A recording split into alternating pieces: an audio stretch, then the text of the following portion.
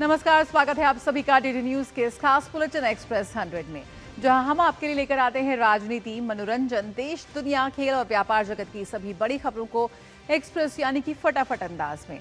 मैं हूं जया सिन्हा, तो आइए देखते हैं खबरें तेज रफ्तार से। अमेरिकी राष्ट्रपति डोनाल्ड ट्रंप ने ईरान को अपशब्द कहते हुए होर्मुज स्ट्रेट नहीं खोलने पर बड़ा हमला करने की धमकी दी है। उन्होंने कहा कि अगर ईरान ने होर्मुज नहीं खोला तो वे उसे नर्क बना देंगे। उन्होंने ईरान में पावर प्लांट और पुलों पर हमला करने की बात कही। ट्रंप ने सोशल मीडिया पर लिखा, ईरान में मंगलवार को पावर प्लांट डे और ब्रिज डे पर एक साथ हमला होगा। ट्रंप ने सोशल मीडिया पर लिखा कि मंगलवार रात 8 बजे ईस्टर्न टाइम ट्रंप के इस पोस्ट को ईरान पर अमेरिकी हमले की डेडलाइन के रूप में देखा जा रहा है। अमेरिका ने गुरुवार को ईरान की राजधानी तेहरान को करास शहर से जोड़ने वाले B1 हाईवे ब्रिज पर हमला किया था। ये पुल इसी साल शुरू हुआ था। करीब 1050 मीटर लंबे और 136 मीटर ऊंचे इस पुल को बनाने में लगभग $400 मिलियन खर्च हुए थे। ईरान ने अमेरिका को सख्त चेतावनी दी है कि अगर उसके इंफ्रास्ट्रक्चर पर हमला किया गया तो वह उसी तरह जवाब देगा और वह किसी भी हमले की स्थिति के लिए तैयार है। ईरान के विदेश मंत्रालय के प्रवक्ता इस्माइल बाघई ने कहा कि जवाबी कार्रवाई में उन सभी ठिकानों को निशाना बनाया जाएगा जो अमेरिका के हैं या किसी भी तरह अमेरिका की मदद करते हैं। और डोनाल्ड ट्रंप सोमवार को ईस्टर्न टाइम के अनुसार दोपहर 1 बजे प्रेस कॉन्फ्रेंस करेंगे, जो भारतीय समय अनुसार मंगलवार रात 10:30 बजे होगी। इस दौरान वे सैन्य अधिकारियों के साथ मीडिया के सवालों का जवाब देंगे। ईरान की इस्लामिक रेवोल्यूशनरी गार्ड्स कॉर्प्स ने कहा कि स्ट्रेट ऑफ होर्मुज में नया आदेश लागू करने की तैयारी अंतिम चरण में। इसमें अमेरिका और इजराइल के जहाजों पर बैन, अतिरिक्त शुल्क और ईरान की राष्ट्रीय मुद्रा में ट्रांजिट फीस वसूलने का प्रस्ताव शामिल है। विदेश मंत्री डॉक्टर एस जयशंकर ने ईरान के विदेश मंत्री अब्बास अराक्ची से पश्चिम एशिया संघर्ष पर चर्चा की। दोनों ने द्विपक्षीय संबंधों और क्षेत्रीय मुद्दों पर भी बातचीत की। डॉक्टर जयशंकर ने कतर के प्रधानमंत्री शेख मोहम्मद और यूएई के विदेश मंत्री शेख अब्दुल्ला से भी बातचीत की, जिसमें क्षेत्रीय और अंतर्राष्ट्रीय घटनाक्रम पर चर्चा हुई। पश्चिम एशिया में जारी जंग के बीच एलपीजी टैंकर ग्रीन आशा ने होर्मुज स्ट्रेट पार कर लिया है। होर्मुज स्ट्रेट से निकलने वाला ये 9वां भारतीय टैंकर है। इस पर 20,000 टन एलपीजी लदी है। इसके अलावा 8वां tanker green Sanvi 46,000 metric ton LPG लेकर आज भारत पहुंच रहा है। वहीं आज भारतीय ध्वज वाला एलपीजी टैंकर ग्रीन सानवी सफलतापूर्वक भारत पहुंचेगा। इस टैंकर में करीब 46,650 मीट्रिक टन एलपीजी लदी है। इतनी बड़ी मात्रा में एलपीजी सप्लाई चेन को मजबूत करने के लिए महत्वपूर्ण भूमिका निभा सकती है। असम में विधानसभा चुनावों के लिए भाजपा ने पूरी ताकत झोंकी। इसी कड़ी में भाजपा के स्टार प्रचारक प्रधानमंत्री मोदी असम के 3 प्रमुख क्षेत्रों बारापेटा, होजाई और डिब्रूगढ़ में चुनावी जनसभा को संबोधित करेंगे। इन रैलियों के माध्यम से पीएम मोदी जहां केंद्र और राज्य सरकार की जन कल्याणकारी योजनाओं और विकास कार्यों का लेखा जोखा जनता के सामने रखेंगे, वहीं विरोधियों पर भी जमकर प्रहार करेंगे। आज भारतीय जनता पार्टी का 47वां स्थापना दिवस है। इस मौके पर देश भर में कई कार्यक्रमों का आयोजन किया जाएगा। भाजपा के राष्ट्रीय अध्यक्ष नितिन नवीन नई दिल्ली में डीडीयू मार्ग पर स्थित पार्टी के मुख्यालय में ध्वजारोहण करेंगे। इस मौके पर वे पार्टी के संस्थापकों में से डॉक्टर श्यामा प्रसाद मुखर्जी और पंडित दीनदयाल उपाध्याय को श्रद्धांजलि अर्पित करेंगे। इसके बाद नितिन नवीन पार्टी के कार्यकर्ताओं को संबोधित करेंगे और पार्टी के आगामी लक्ष्यों और योजनाओं पर प्रकाश डालेंगे। गृह मंत्री अमित शाह ने भाजपा के स्थापना दिवस पर कार्यकर्ताओं को शुभकामनाएं दी और कहा कि पार्टी की स्थापना डॉक्टर श्यामा प्रसाद मुखर्जी और पंडित दीनदयाल उपाध्याय के राष्ट्रवादी चिंतन से हुई थी। उन्होंने इसे राष्ट्र पुनर्निर्माण का संकल्प बताया। गृह मंत्री अमित शाह ने उन महानुभावों को नमन किया जिन्होंने राष्ट्रहित सर्वोपरि के महान यज्ञ में अपना सर्वस्व अर्पण कर भाजपा को एक विशाल वट वृक्ष बनाने में योगदान दिया। गृह मंत्री ने दोहराया, भाजपा ने देश की सीमाओं की सुरक्षा, आंतरिक सुरक्षा को मजबूत करने, विकास के नए मानदंड स्थापित करने और भारतीय संस्कृति को ऐतिहासिकता को पुनः जागृत करने के अपने संकल्पों को पूरा किया है। गृह मंत्री अमित शाह आज केरल में भाजपा के स्थापना दिवस पर तिरुवनंतपुरम में ध्वजारोहण करेंगे। इसके बाद वे अलपुजा में गांधी चौक से माता जंक्शन तक रोड शो करेंगे। केरल के कार्यक्रमों के बाद अमित शाह पुडुचेरी के मन्नाडीपेट में विशाल जनसभा को संबोधित करेंगे, जहां वे भाजपा का शक्ति प्रदर्शन करेंगे। कांग्रेस नेता राहुल गांधी चुनाव प्रचार के निर्णायक चरण में केरलम के त्रिसूर जिले का दौरा भी करेंगे। उनका ये दौरा यूडीएफ के लिए काफी अहम माना जा रहा है। यहां वे दोपहर बाद एक जनसभा को संबोधित करेंगे। कांग्रेस नेता राहुल गांधी आज पुडुचेरी में प्रचार की कमान संभालेंगे और पार्टी के उम्मीदवारों के लिए प्रचार करेंगे। राहुल गांधी इसके बाद आज तमिलनाडु के त्रिशूर और कुन्नाकुलम में जनसभाओं को संबोधित करेंगे। भाजपा नेता जेपी नड्डा आज असम में चुनावी प्रचार करेंगे। आज वे तिनसुकिया और लखीमपुर में जनसभा को संबोधित करेंगे। महाराष्ट्र के बारामती उपचुनाव को लेकर राजनीति गरमाई। 23 अप्रैल को होने वाले इस उपचुनाव में उप मुख्यमंत्री और एनसीपी प्रमुख सुनेत्रा पवार नामांकन दाखिल करेंगी, जो पार्टी नेताओं और पदाधिकारियों की मौजूदगी में होगा। कांग्रेस ने सुनेत्रा पवार के खिलाफ वकील आकाश विश्वात मोरे को उम्मीदवार बनाया है, जबकि शिवसेना यूबीटी ने किसी उम्मीदवार को नहीं उतारने का संकेत दिया है। भारतीय चुनाव आयोग के अनुसार तमिलनाडु में अब तक 170 करोड़ रुपए मूल्य की अवैध सामग्री जब्त की जा चुकी है। ये जब्ती चुनाव घोषणा के बाद राज्य में बढ़ी निगरानी और लगातार हो रही सख्ती का बड़ा संकेत है। आयोग ने बताया कि राज्य में 30 करोड़ रुपए नकद, 74,000 लीटर से ज्यादा अवैध शराब, 67 करोड़ रुपए मूल्य के ड्रग्स, 8 करोड़ की कीमती धातु और 63 करोड़ रुपए के फ्रीबीज अन्य सामान कब्जे में लिए गए हैं। चुनाव को शांतिपूर्ण और निष्पक्ष बनाने के लिए तमिलनाडु में अकेले सैकड़ों फ्लाइंग स्क्वाड और सर्विलांस टीम तैनात की गई है, जो 24/7 निगरानी कर रही हैं। शिकायतों पर 100 मिनट के भीतर कार्रवाई अनिवार्य की गई है। असम के खुमतई विधानसभा क्षेत्र में इस बार चुनाव प्रचार का तरीका अलग नजर आ रहा है। बीजेपी के मृणाल सैकिया सादगी और जनसंपर्क पर जोर दे रहे हैं, जबकि कांग्रेस ने रोसिलिना तिर्की को उम्मीदवार बनाया है। मृणाल सैकिया, जो पहले भी 2 बार विधायक रह चुके हैं, इस बार साइकिल से प्रचार कर रहे हैं और पर्यावरण, स्वच्छता तथा फिटनेस का संदेश दे रहे हैं। उनका प्रचार बड़े मंचों की बजाय सीधे संवाद पर आधारित है। वहीं कांग्रेस उम्मीदवार रोसलीना तिर्की अपने शांत स्वभाव और पंचायत के अनुभव से जनता को प्रभावित करने में जुटी हैं। पुडुचेरी में चुनावी वादों की तस्वीर अब साफ होने लगी है। बीजेपी ने 2 मुफ्त गैस सिलेंडर, ग्रुप सी और डी की नौकरियों में 60% स्थानीय आरक्षण और फसल नुकसान के लिए 200 करोड़ रुपए के राहत कोष का वादा किया है। वहीं कांग्रेस ने पुडुचेरी को पूर्ण राज्य का दर्जा देने का वादा किया है। कांग्रेस ने रोजगार और सुरक्षा को प्राथमिक मुद्दा बनाया है, लेकिन इसे लागू करने के तरीके पर सवाल उठ रहे हैं। चुनावों के बीच ग्लैमर का तड़का भी देखने को मिला, जब दक्षिण के स्टार विजय ने रोड शो किया। उनकी पार्टी टीवी के पहली बार पुडुचेरी चुनाव लड़ रही है और उन्होंने सभी 30 सीटों पर उम्मीदवार उतारे हैं। दिल्ली सरकार ने गोदामों से सीधे एलपीजी सिलेंडर की बिक्री पर प्रतिबंध लगाया। तेल विपणन कंपनियों को निर्देश दिए गए हैं कि इस प्रकार की बिक्री और गैर कानूनी मानी जाएगी और इस पर कड़ी कार्रवाई की जाएगी।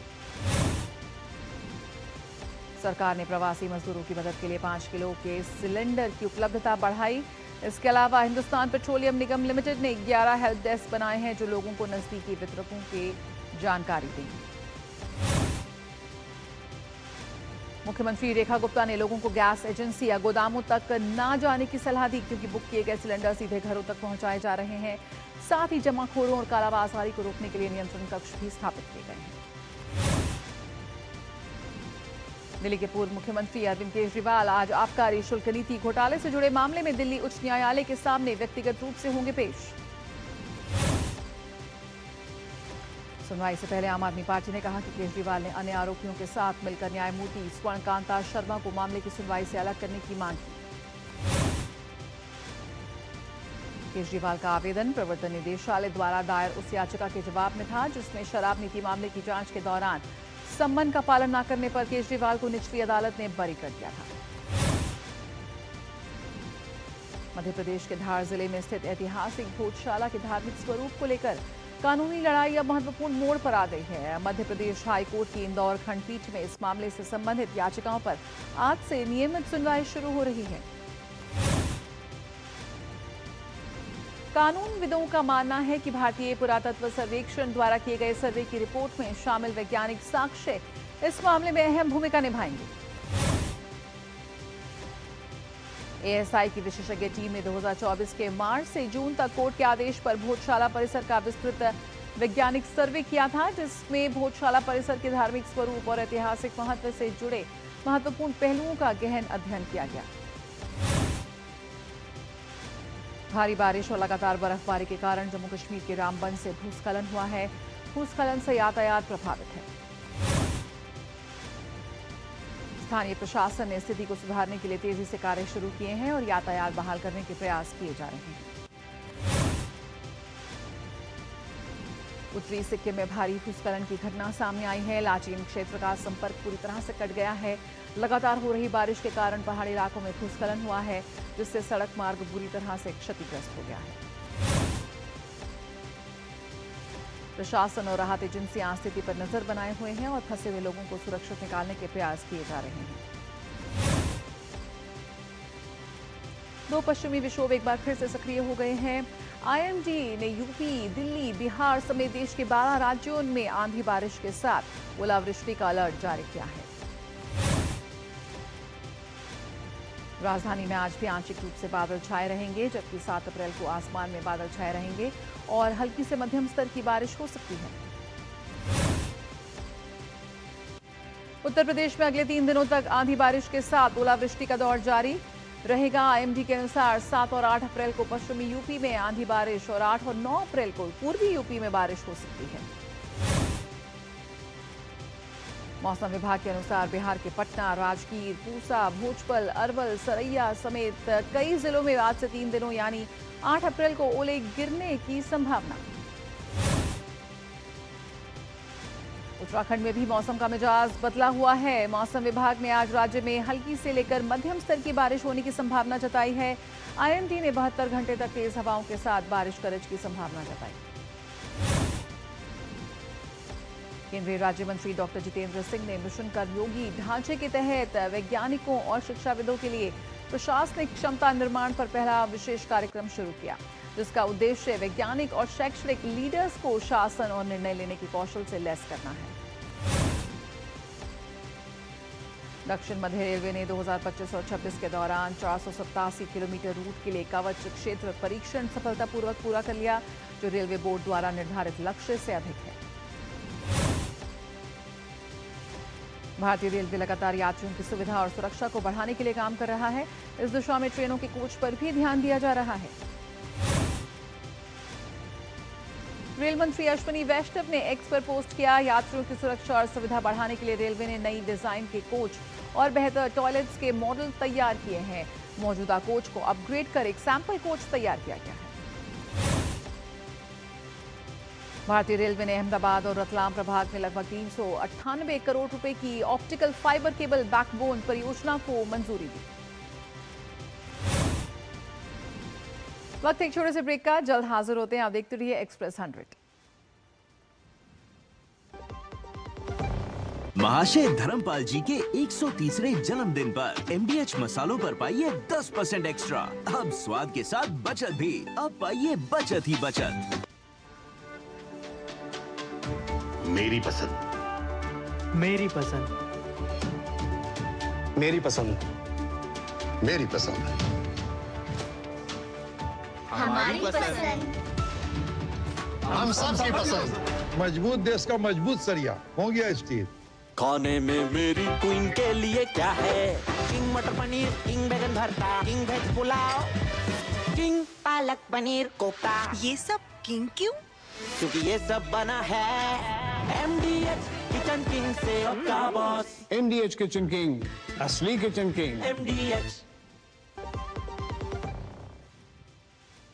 ब्रेक के बाद स्वागत है, आप देख रहे हैं एक्सप्रेस 100। खबरों में आगे बढ़ते हैं। भारत के समुद्री क्षेत्र के लिए एक महत्वपूर्ण उपलब्धि के रूप में पतन, पोत परिवहन और जलमार्ग मंत्रालय के तहत प्रमुख बंदरगाहों ने वित्त वर्ष 2025 और 26 के दौरान सामूहिक रूप से 915.17 मिलियन टन कार्गो का प्रबंधन किया है। कृषि और किसान कल्याण मंत्री शिवराज सिंह चौहान ने कहा कि बेमौसमी बरसात और ओलावृष्टि से पीड़ित किसानों को चिंता करने की जरूरत नहीं है, सरकार स्थिति पर नजर बनाए हुए है। केंद्र सरकार की प्रधानमंत्री मुद्रा योजना छोटे कारोबारियों को आत्मनिर्भर बना रही है। मध्य प्रदेश के टीकमगढ़ में ये योजना कई छोटे व्यापारियों के लिए नई उम्मीद बनकर उभरी है। प्रधानमंत्री मुद्रा योजना सिर्फ आर्थिक सहायता नहीं बल्कि छोटे व्यापारियों के सपनों को उड़ान देने का माध्यम बन रही है। आसान ऋण और बिना गारंटी की सुविधा ने स्थानीय स्तर पर रोजगार और स्वरोजगार दोनों को मजबूत किया है। पेट्रोलियम और प्राकृतिक गैस मंत्रालय ने कहा कि 4 अप्रैल को 51 लाख से अधिक एलपीजी सिलेंडर्स की डिलीवरी हुई है और देश में किसी भी वितरक एजेंसी पर गैस की कमी की कोई रिपोर्ट नहीं मिली। पेट्रोलियम और प्राकृतिक गैस मंत्री हरदीप सिंह पुरी ने कहा कि भारत ईरान सहित 40 से अधिक देशों से कच्चा तेल आयात कर रहा है और ईरान को तेल के भुगतान में कोई समस्या नहीं है। भारत के आईपीओ मार्केट में मार्च 2026 में गतिविधियों में बढ़त देखने को मिली है और 38 कंपनियों ने भारतीय प्रतिभूति एवं विनिमय बोर्ड के पास ड्राफ्ट रेड हेरिंग प्रोस्पेक्टस जमा कराए हैं। सामाजिक न्याय और अधिकारिता विभाग ने वित्त वर्ष 2025 और 26 के दौरान 11,810.82 करोड़ रुपए का अब तक का सबसे अधिक व्यय दर्ज किया है। वित्त वर्ष 2025 और 26 में अमूल का कारोबार 1 लाख करोड़ रुपए के आंकड़े को पार कर गया। ये उसके पिछले वित्त वर्ष की तुलना में 11% अधिक है। जीएसटी दर में सितंबर में हुई कटौती के बाद टाटा मोटर्स यात्री वाहन बाजार में सबसे ज्यादा लाभ पाने वाली कंपनी बनकर उभरी है। वित्त वर्ष 26 की दूसरी छमाही में कंपनी ने प्रमुख मूल उपकरण विनिर्माताओं के बीच सबसे अधिक वृद्धि दर्ज की है। ओपेक प्लस तेल समूह के 8 देशों ने वैश्विक तेल बाजार में स्थिरता बनाए रखने के लिए मई में उत्पादन बढ़ाने का किया फैसला। पेट्रोलियम निर्यातकों देशों के संगठन ओपेक की वेबसाइट पर जारी बयान के अनुसार इन देशों ने उत्पादन में 2.06 लाख बैरल प्रतिदिन की बढ़ोतरी करने की घोषणा की। ओपेक प्लस समूह में शामिल देशों सऊदी अरब, रूस, इराक, संयुक्त अरब अमीरात, कुवैत, कजाकिस्तान, अल्जीरिया और ओमान ने चेतावनी दी है कि तेल अवसंरचना पर हमलों से हुए नुकसान की भरपाई में काफी समय लगेगा और आपूर्ति को पहले के स्तर पर लाना आसान नहीं होगा। सोने और चांदी की कीमतों में इस हफ्ते तेजी देखने को मिली है। सोने का दाम 3,600 रुपए प्रति 10 ग्राम से अधिक और चांदी की कीमतों में करीब 6,100 रुपए प्रति किलो का इजाफा हुआ है। खाड़ी देशों से भारत आने वाले उड़ानों की संख्या में लगातार इजाफा हो रहा है और यूएई, सऊदी अरब और ओमान के कई एयरपोर्ट से विमान देश के विभिन्न शहरों के लिए उड़ान भर रहे हैं।